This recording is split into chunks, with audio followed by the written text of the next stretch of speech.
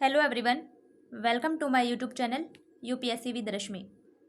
UPPCS 2024 prelims exam जो कि 26 और 27 अक्टूबर को होने वाला है, उसके लिए मॉडर्न हिस्ट्री का आज हमारा प्रैक्टिस सेट नंबर 5 है। 4 प्रैक्टिस सेट हम ऑलरेडी कंप्लीट कर चुके हैं। अगर आपने वो नहीं देखे हैं तो आप उन्हें देख सकते हैं। साथ ही इंडियन पॉलिटी के प्रैक्टिस सेट भी हमारे चल रहे हैं। लगभग 12 प्रैक्टिस सेट कंप्लीट हो चुके हैं, आप उन्हें भी देख सकते हैं। वीडियो को लाइक एंड शेयर जरूर कीजिए और आपका जो भी डाउट हो, जो भी क्वेश्चन हो, आप उसे कमेंट बॉक्स में लिख सकते हैं। शुरू करते हैं आज का वीडियो। हमारा आज का फर्स्ट क्वेश्चन है, बंगाल के विभाजन के समय बंगाल का लेफ्टिनेंट गवर्नर कौन था। ध्यान रखिए कि क्वेश्चन क्या पूछा गया है। भारत का गवर्नर जनरल नहीं पूछा गया है, बल्कि बंगाल का लेफ्टिनेंट गवर्नर पूछा गया है। तो सबसे पहले बात करते हैं बंगाल के विभाजन की। तो बंगाल का विभाजन हुआ था 1905 में। उस समय भारत का वायसराय और गवर्नर जनरल था, वो था लॉर्ड कर्जन। ध्यान रखिएगा, बंगाल का नहीं बल्कि भारत का वायसराय उस समय था लॉर्ड कर्जन, और बंगाल का विभाजन किया गया था 1905 में। तो बंगाल का लेफ्टिनेंट गवर्नर कौन था? ऑप्शन है A sir Andrews Fraser, option B H Risley, option C Broderick और ऑप्शन डी A.T. अरुंडेल। इसका सही आंसर होगा option number A sir Andrews Fraser. Bengal के विभाजन के समय बंगाल का जो लेफ्टिनेंट गवर्नर था वो था सर एंड्रयूज फ्रेजर, जबकि भारत का गवर्नर जनरल था या वायसराय, भारत का वायसराय था उस समय लॉर्ड कर्जन। और लॉर्ड कर्जन ने ये क्यों किया था? प्रशासनिक असुविधाओं का आरोप लगाकर बंगाल का विभाजन किया गया था, जिसे बाद में 1911 का जो दिल्ली दरबार हुआ था उसमें उसे रद्द भी कर दिया गया था। लेकिन लॉर्ड कर्जन का उद्देश्य था इसमें फूट डालो और राज करो की अपनी नीति का क्रियान्वयन करना। तो ये सभी पॉइंट आप उसमें ध्यान रखिएगा। नेक्स्ट क्वेश्चन देखते हैं। नेक्स्ट क्वेश्चन है हमारा, ब्रिटिश पत्रकार H.W. नेविंसन जुड़े थे। ऑप्शन है ए असहयोग आंदोलन से, ऑप्शन बी सविनय अवज्ञा आंदोलन से, ऑप्शन सी स्वदेशी आंदोलन से और ऑप्शन डी भारत छोड़ो आंदोलन से। इसका सही आंसर होगा ऑप्शन नंबर सी स्वदेशी आंदोलन से। 1905 में हुआ था स्वदेशी आंदोलन बंगाल विभाजन के विरोध में। तो ब्रिटिश पत्रकार H.W. नेविंसन जुड़े हुए थे स्वदेशी आंदोलन यानी कि स्वदेशी मूवमेंट से, इसलिए इसका सही आंसर ऑप्शन नंबर सी। ये आप ध्यान रखिएगा, ये फैक्ट है। नेक्स्ट क्वेश्चन है हमारा, नेक्स्ट क्वेश्चन है, महात्मा गांधी के साथ निम्न मुसलमानों में से किसने बाल गंगाधर तिलक की अर्थी उठाई थी? ऑप्शन है A Shaukat Ali, option B Mohammad Ali, option C Maulana Abul Kalam Azad और ऑप्शन डी मोहम्मद हामिद अंसारी। इसका सही आंसर होगा option number A Shaukat Ali. Mahatma Gandhi के साथ शौकत अली ने बाल गंगाधर तिलक की अर्थी उठाई थी। और बाल गंगाधर तिलक की मृत्यु कब हुई थी? बाल गंगाधर तिलक की मृत्यु हो गई थी असहयोग आंदोलन के प्रारंभ की तिथि में ही 1 अगस्त 1920 को बाल गंगाधर तिलक की मृत्यु हो गई थी। ये पॉइंट भी आप ध्यान रखिएगा।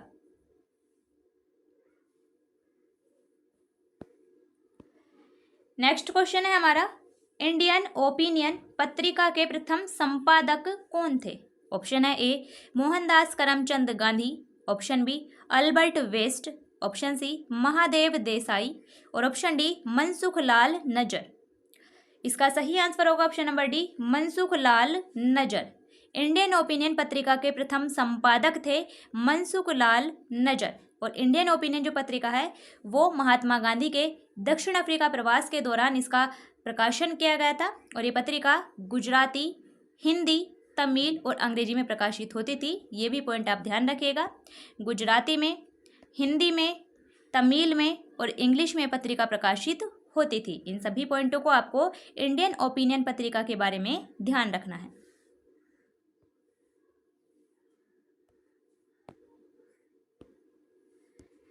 नेक्स्ट क्वेश्चन है हमारा, दादा भाई नौरोजी के विषय में निम्नलिखित में से कौन सा एक कथन असत्य है? हमें बताना है कि दादा भाई नौरोजी के विषय में इन कथनों में से कौन सा गलत है। ऑप्शन नंबर ए है वह पहले भारतीय थे जो कि एल्फिंस्टन कॉलेज बम्बई में गणित और भौतिकी के प्रोफेसर नियुक्त हुए थे। तो ऑप्शन ए हमारा बिल्कुल सही है। दादा भाई नौरोजी पहले भारतीय थे जो कि एल्फिंस्टन कॉलेज बम्बई में मैथमेटिक्स और फिजिक्स के प्रोफेसर नियुक्त हुए थे, इसलिए ऑप्शन ए हमारा बिल्कुल सही है। ऑप्शन नंबर बी है 1892 में उन्हें ब्रिटिश पार्लियामेंट का एक सदस्य निर्वाचित किया गया था। ऑप्शन बी भी हमारा बिल्कुल सही है। दादा भाई नौरोजी को 1892 में ब्रिटिश संसद का एक सदस्य निर्वाचित किया गया था। ऑप्शन नंबर सी है उन्होंने एक गुजराती पत्रिका रफ्त गोफ्तार का आरंभ किया था। ऑप्शन सी भी हमारा बिल्कुल सही है।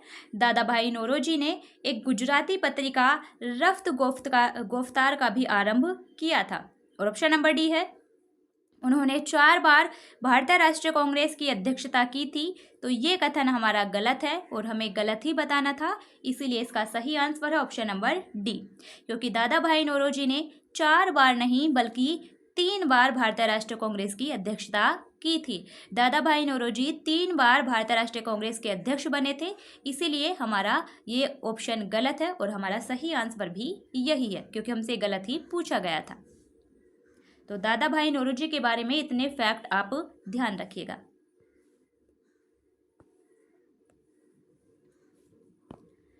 नेक्स्ट क्वेश्चन है हमारा, जलियांवाला बाग नरसंहार पर कांग्रेस जांच समिति की रिपोर्ट के प्रारूप लिखने का कार्य सौंपा गया था। ऑप्शन है ए जवाहरलाल नेहरू को, ऑप्शन बी महात्मा गांधी को, ऑप्शन सी CR दास यानी कि चित्तरंजन दास को, और ऑप्शन डी फजलुल हक को। जलियांवाला बाग जो नरसंहार हुआ था वो हुआ था 13 अप्रैल 1919 को। डेट ध्यान रखिएगा। इसके विरोध में 13 अप्रैल 1919 में इसके विरोध में रविन्द्रनाथ टैगोर के द्वारा अपनी सर यानी कि नाइटहुड की उपाधि का त्याग कर दिया गया था। तो जलियांवाला बाग नरसंहार पर कांग्रेस जांच समिति की रिपोर्ट के प्रारूप लिखने का कार्य सौंपा गया था महात्मा गांधी को, इसीलिए इसका सही आंसर है ऑप्शन नंबर बी।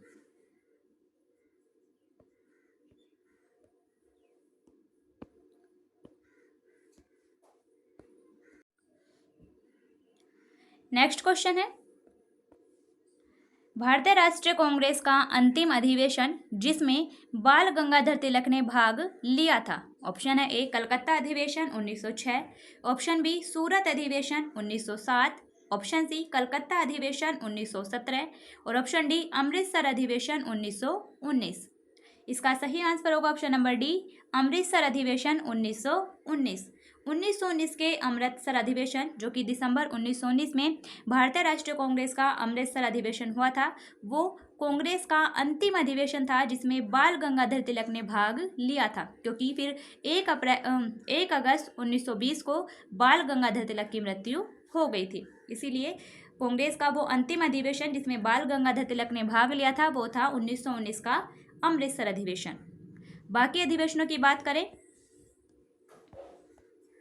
जो कलकत्ता का 1917 का कलकत्ता अधिवेशन था भारतीय राष्ट्रीय कांग्रेस का 1917 का कलकत्ता अधिवेशन, इसकी अध्यक्षता की गई थी एनी बेसेंट के द्वारा जो कि पहली महिला अध्यक्ष थी। एनी बेसेंट के द्वारा इसकी अध्यक्षता की गई थी जो कि भारतीय राष्ट्रीय कांग्रेस की पहली महिला अध्यक्ष थी।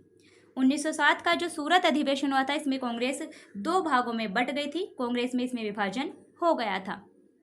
और 1906 का जो कलकत्ता का अधिवेशन था भारतीय राष्ट्रीय कांग्रेस का 1906 का कलकत्ता अधिवेशन, इसकी अध्यक्षता की गई थी दादा भाई नौरोजी के द्वारा और इसमें स्वराज का पहली बार उल्लेख किया गया था। तो ये सभी पॉइंट आप इन सभी अधिवेशनों के बारे में ध्यान रखिएगा।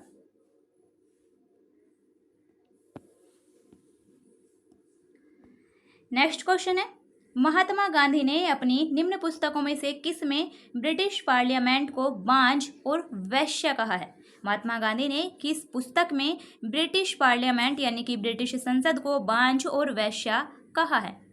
ऑप्शन है ए सर्वोदय अथवा universal dawn, option B an autobiography or the story of my experiments with truth, option number C Hind Swaraj और option number D the story of a Satyagrahi. इसका सही answer option number C Hind Swaraj. Mahatma Gandhi ने अपनी हिंद स्वराज पुस्तक में ब्रिटिश पार्लियामेंट को बांझ और वैश्य कहा था, इसलिए इसका सही answer option number C. Next question है, बाल गंगाधर तिलक के सजा के पश्चात निम्नलिखित में से किसने दया की वकालत की थी और कहा था कि संस्कृत के एक विद्वान के रूप में तिलक में मेरी दिलचस्पी है? ऑप्शन है A Rabindranath Tagore, option B Max Muller, option C Vipin Chandra Pal और ऑप्शन डी विलियम जोन्स। इसका सही answer option number B Max Muller. Max Muller ने बाल गंगाधर तिलक की सजा के पश्चात दया की वकालत की थी और कहा था कि संस्कृत के एक विद्वान के रूप में तिलक में मेरी दिलचस्पी है। ये कथन है मैक्स मूलर का, ध्यान रखिएगा।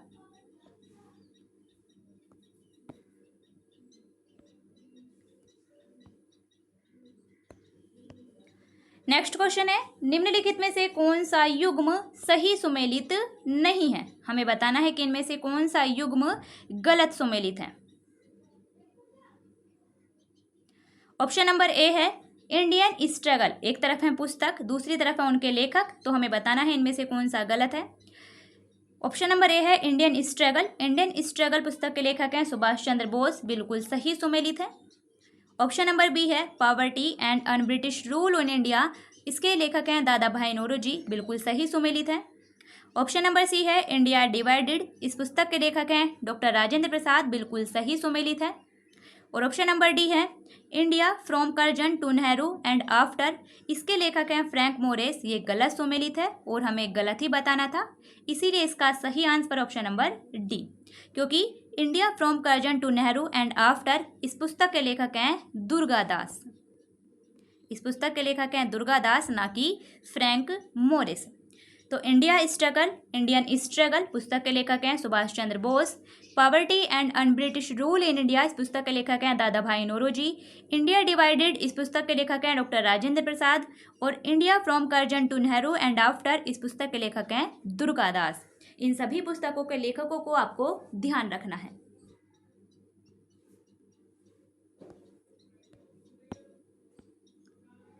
नेक्स्ट क्वेश्चन है, कांग्रेस के मंच से भारतीय राष्ट्रीय कांग्रेस के किस अधिवेशन में प्रथम बार स्वराज शब्द व्यक्त किया गया था? ऑप्शन है ए बनारस अधिवेशन 1905, ऑप्शन बी कलकत्ता अधिवेशन 1906, ऑप्शन सी सूरत अधिवेशन 1907 और ऑप्शन डी उपयुक्त में से कोई नहीं। इसका सही answer option number B Calcutta अधिवेशन 1906। 1906 का जो भारतीय राष्ट्रीय कांग्रेस का कलकत्ता अधिवेशन हुआ था, उसमें पहली बार स्वराज शब्द व्यक्त किया गया था और उसकी अध्यक्षता की गई थी दादा भाई नौरोजी के द्वारा। ये भी पॉइंट आपको ध्यान रखना है कि 1906 के कलकत्ता अधिवेशन की अध्यक्षता दादा भाई नौरोजी ने की थी।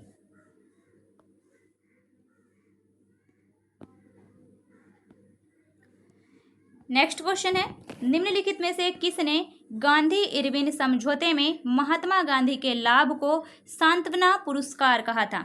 गांधी इरविन समझौता हुआ था 5 मार्च 1931 को। गांधी इरविन समझौता 5 मार्च 1931 को हुआ था, जिसे दिल्ली पैक्ट के नाम से भी जाना जाता है। इसमें महात्मा गांधी के लाभ को किसने सांत्वना पुरस्कार कहा था? ऑप्शन है ए सुभाष चंद्र बोस ने, option B Alan Campbell Johnson ने, ऑप्शन सी बीजी होर्नीमन ने और ऑप्शन डी सरोजनी नायडू ने। इसका सही आंसर होगा option number B Alan Campbell Johnson ने। गांधी इरविन समझौते में महात्मा गांधी के लाभ को सांत्वना पुरस्कार कहा गया था एलन कैंपबेल जॉनसन के द्वारा, और ये एक पत्रकार थे, ध्यान रखिएगा।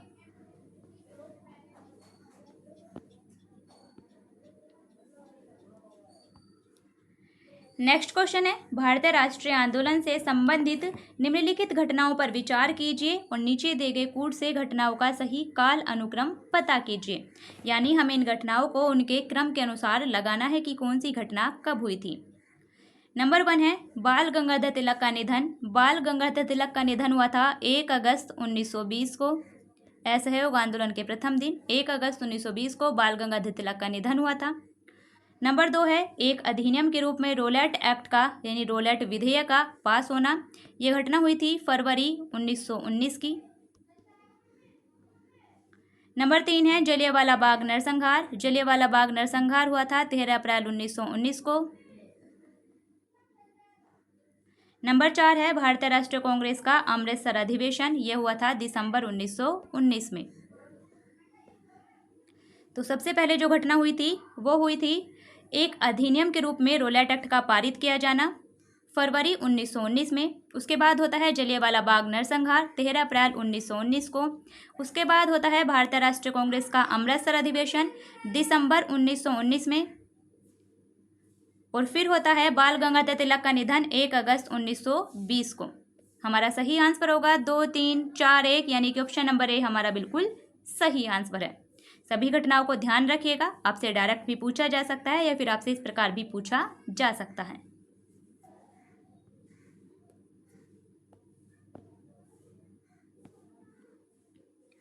नेक्स्ट क्वेश्चन है, सूची 1 को सूची 2 से मिलाना है। एक तरफ है आंदोलन, दूसरी तरफ है उनसे संबंधित व्यक्ति। ए है हमारा विनोबा भावे। विनोबा भावे का संबंध था व्यक्तिगत सत्याग्रह से, यानी कि इंडिविजुअल सत्याग्रह से आचार्य विनोबा भावे का संबंध था। तो ए का है हमारा 2 और ए का 2 केवल एक ही ऑप्शन में है। ऑप्शन नंबर ए हमारा बिल्कुल सही आंसर है। आप इस प्रकार से भी कूट का यूज करके अपने आंसर तक पहुंच सकते हैं। फिर भी आगे देखते हैं। बी है हमारा बाल गंगाधर तिलक। बाल गंगाधर तिलक का संबंध है होम रूल आंदोलन से। बी का है हमारा 1। सी है अरुणा आसफ अली। अरुणा आसफ अली का संबंध था भारत छोड़ो आंदोलन से। सी का है हमारा 4। और डी है सरोजिनी नायडू। सरोजिनी नायडू का संबंध था धरसना रेड से। डी का है हमारा 3। हमारा सही आंसर होगा 2, 1, 4, 3, यानी ऑप्शन नंबर ए हमारा बिल्कुल सही आंसर है। व्यक्तिगत सत्याग्रह यानी इंडिविजुअल सत्याग्रह से संबंध था आचार्य विनोबा भावे का। होम रूल आंदोलन यानी होम रूल मूवमेंट, इससे संबंध था बाल गंगाधर तिलक का। धरसना रेड से संबंध था सरोजिनी नायडू का। और भारत छोड़ो आंदोलन से संबंध था अरुणा आसफ अली का।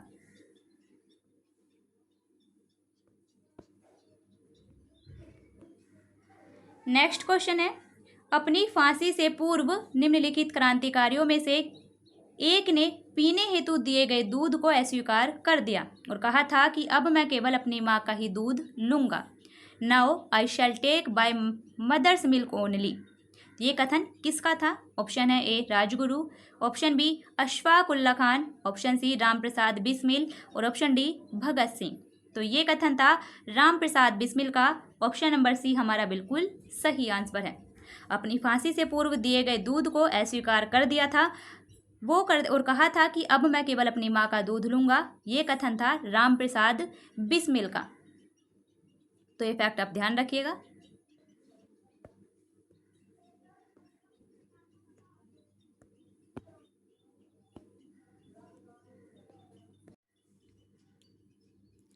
नेक्स्ट क्वेश्चन है, काकोरी केस के अभियुक्तों के बचाव हेतु किसकी अध्यक्षता में एक समिति का गठन हुआ था?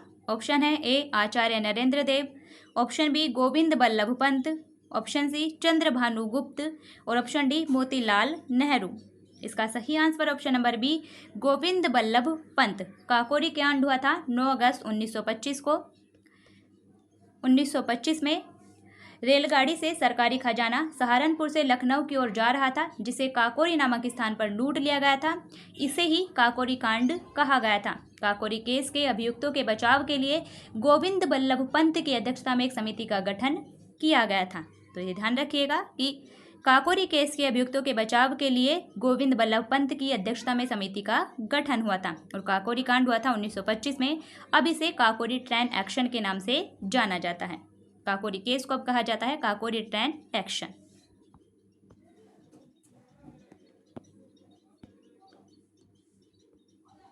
नेक्स्ट क्वेश्चन है, the man who divided India. The man who divided India इस पुस्तक के लेखक कौन थे? ऑप्शन है A Maulana Abul Kalam Azad, option B doctor Rajendra Prasad, option C Rafiq Zakaria और ऑप्शन डी लैरी कोलिंस और डोमिनिक लापिएरे। इसका सही answer option number C Rafiq Zakaria. The man who divided India इस पुस्तक के लेखक थे रफीक जकारिया। आपको इन सभी पुस्तकों के राइटर याद रखने हैं। नेक्स्ट क्वेश्चन है, निम्नलिखित में से कौन एक सही सुमेलित नहीं है? हमें बताना है कि इनमें से कौन सा गलत सुमेलित है।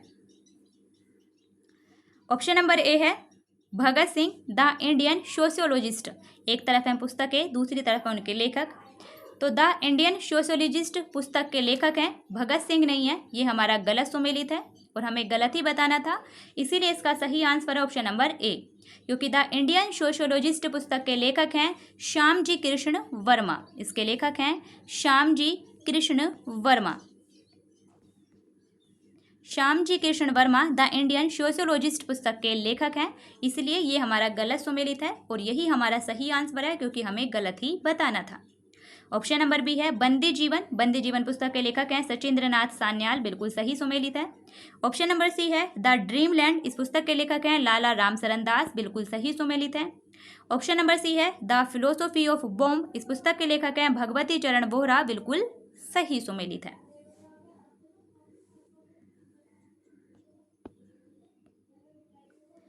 नेक्स्ट क्वेश्चन है, निम्नलिखित में से किसने भारतीय राष्ट्रीय कांग्रेस के कराची अधिवेशन को महात्मा गांधी की लोकप्रियता और सम्मान की पराकाष्ठा माना है? भारतीय राष्ट्रीय कांग्रेस का कराची अधिवेशन हुआ था 1931 में। इसे किसने महात्मा गांधी की लोकप्रियता और सम्मान की पराकाष्ठा माना था? ऑप्शन है ए सुभाष चंद्र बोस यानी SC Bose, option B Pattabhi Sitaramayya, option C Sardar Vallabh भाई पटेल और ऑप्शन डी सरदार किशन सिंह। इसका सही आंसर होगा option number A Subhash Chandra Bose. Subhash Chandra Bose ने भारतीय राष्ट्रीय कांग्रेस के 1931 के कराची अधिवेशन को महात्मा गांधी की लोकप्रियता और सम्मान की पराकाष्ठा माना था।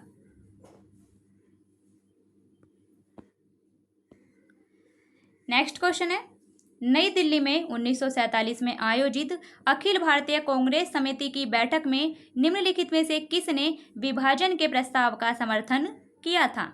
ऑप्शन है A Govind Ballabh Pant, option B Sardar Vallabh भाई Patel, option C JB Kripalani और ऑप्शन डी अबुल कलाम आजाद।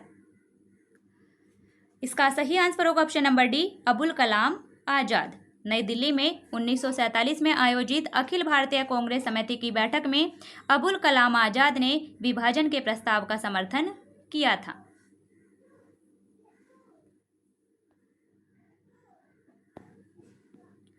नेक्स्ट क्वेश्चन है हमारा, भारतीय स्वतंत्रता विधेयक को राजकीय स्वीकृति प्राप्त हुई थी। जो भारतीय स्वतंत्रता विधेयक है, भारत की स्वतंत्रता की घोषणा कर दी गई थी ब्रिटेन के प्रधानमंत्री क्लीमेंट एटली के द्वारा 20 फरवरी 1947 को। तो भारतीय स्वतंत्रता विधेयक को राजकीय स्वीकृति कब प्राप्त हुई थी? ऑप्शन है ए 18 जुलाई 1947, ऑप्शन बी 19 जुलाई 1947, ऑप्शन सी 20 जुलाई 1947 और ऑप्शन डी 21 जुलाई 1947। इसका सही आंसर होगा ऑप्शन नंबर ए 18 जुलाई 1947। भारतीय स्वतंत्रता विधेयक को राजकीय स्वीकृति प्राप्त हो गई थी 18 जुलाई 1947 को। नेक्स्ट क्वेश्चन है, निम्नलिखित में से किसने 1947 के कांग्रेस कमेटी की बैठक के द्वारा विभाजन के प्रस्ताव के पारित होने को राष्ट्रवाद का संप्रदायवाद के पक्ष में समर्पण के रूप में लिया? ऑप्शन है A doctor Kitchlew, option B Purushottam Das Tandon, option C Jawaharlal Nehru और ऑप्शन डी GB पंत। इसका सही answer option number A doctor Kitchlew. 1947 के कांग्रेस कमेटी की बैठक के द्वारा विभाजन के प्रस्ताव के पारित करने को डॉक्टर किचलू के द्वारा राष्ट्रवाद का संप्रदायवाद के पक्ष में समर्पण इस रूप में लिया गया था, इसलिए इसका सही आंसर है ऑप्शन नंबर ए।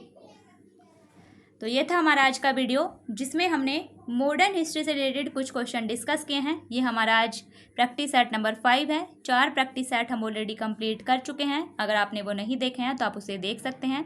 वीडियो को लाइक एंड शेयर जरूर कीजिए। आपका जो भी डाउट हो, जो भी क्वेश्चन, आप उसे कमेंट बॉक्स में लिख सकते हैं। PDF आपको इसके डिस्क्रिप्शन में मिल जाएगा। फिर मिलते हैं नेक्स्ट वीडियो में, तब तक के लिए बेस्ट ऑफ लक।